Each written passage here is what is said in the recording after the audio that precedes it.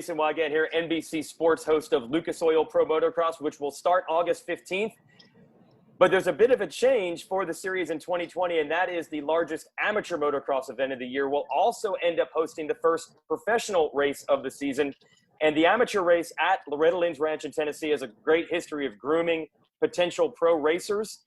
But one of the odd things is we're joined by someone who turned out to be a pro in a completely different sport. We've got NASCAR Cup Series driver number 14, Clint Bowyer, with us. But Clint, you cut your teeth as a motocross racer. You raced here from 88 to 94 at Loretta's. But for the first time ever, they're putting the big bikes and the pros on this track next weekend. It should be pretty crazy.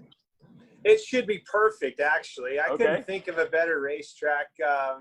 You know, the craziest thing about Loretta's is I remember as a little kid when you get there, you know, we grew up in Kansas, right? Just dreaming, just like all the rest of the amateur kids growing up, about getting to Loretta's, you know, working your tail off with your folks, with your family, everybody doing everything right so you can qualify for the royalty of Loretta Lynn's and get there and look over and there's cows grazing on the racetrack. You're like, well, where's the racetrack?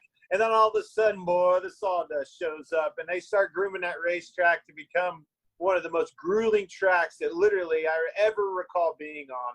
So if you can overcome that place, I think you can overcome anything. I mean, that place has groomed so many professional racers, obviously not me being a motocrosser, but all the big boys have all come through Loretta Lynn's. I remember getting my tail and my teeth kicked in by this little Ricky Carmichael punk kid that was a pain in all of our butts. God, he would just destroy us there. And I knew then that I needed to get out of there and try to figure out another profession, because if I had to beat him week in and week out, there was no chance I was going to be able to do that. Yeah, he is one of the all-time greats. But like you said, pretty much every pro has come through here. So most of the riders we'll see that are battling next weekend, whether it's Eli Tomac or Cooper Webb, they've all won championships here.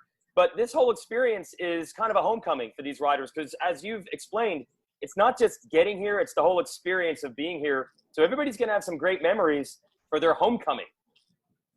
Some of my best memories in all of my career were at Loretta Lynn's. Being down there camping as a family that week, you know, back then coming off of Ponca City, everybody was coming there. I mean, how we kind of grew up, you know, Ricky and Big Rick and Jeannie, they'd come to our house in Kansas. We'd ride a little bit, go to Ponca together, and then we would take off from there and go to Loretta Lynn's and camp together. And again, literally some of the best times that I ever recall being at a racetrack was at Loretta Lynn's.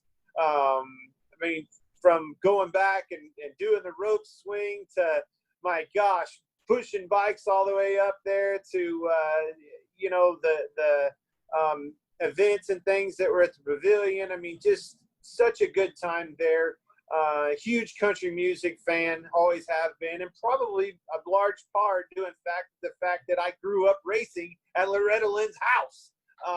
You know, so to meet her, you know, now that I'm an adult and I've met people in the country music business, I've met her a time or two. Again, it's funny how life works. I have a friend that has a hunting ranch just right down the road.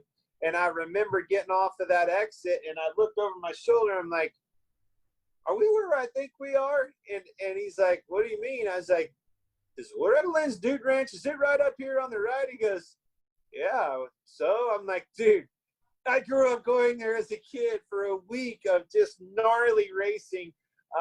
So just a few years ago, actually 2 or 3 years ago, I drove through there and just to you know, revisit it all and drove all down through the campsites and still the same old Loretta's, but boy, has it built to be something pretty magical. Yeah, and that's the experience that the pro riders are all going to get as well, because they're having their little homecoming and they'll probably look at some of the old areas they hung out when they were kids, but it's going to be much more serious now. So if you're thinking about this track, what do you think as far as putting pro motorcycles and pro riders out here? It usually leads to good racing. Do you think that could translate on the pro side? Always has. And you know, it's one of those simple things, the fundamentals, but you got to be tough, man. You got to gut that place out.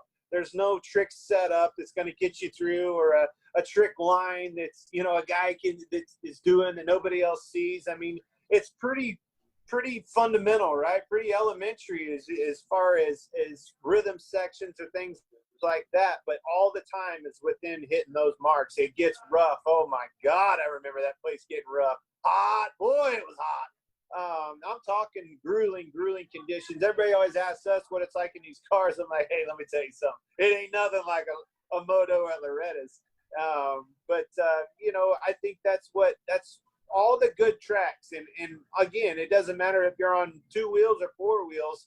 9 times out of 10, some of the best racetracks are the most old school, just elementary, nothing crazy, nothing flashy, always end up leading to some of the best racing possible. I mean, if I think of a comparison in what I do on 4 wheels, I'm thinking Martinsville all day long, you know, just an old school racetrack that's always put on a good show and always will.